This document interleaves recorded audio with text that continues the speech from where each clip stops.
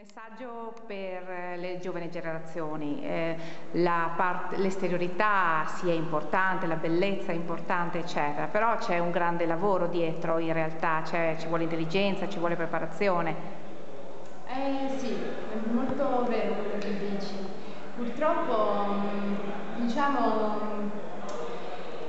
è difficile far capire il perché strada facendo uno, diciamo, lo capisce man mano che lavora, che sta già dentro in setto, comunque ha già iniziato a lavorare.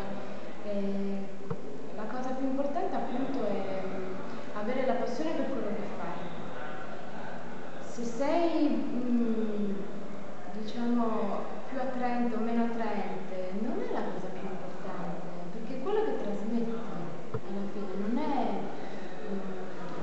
se un attore ha la capacità di trasmettere le emozioni che prova attraverso un personaggio e riesce a comunicare allo spettatore, quella è la cosa più importante.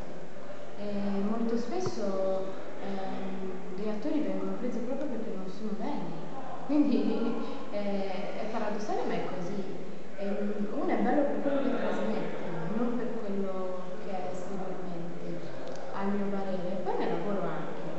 Infatti ci sono delle attrici che si sono imbruttite per fare dei ruoli importanti, quindi poi alla fine quali sono i valori reali, cioè quali sono le competenze reali che un'attrice deve acquisire e che ti sentiresti di far conoscere, di passare a questi giovani?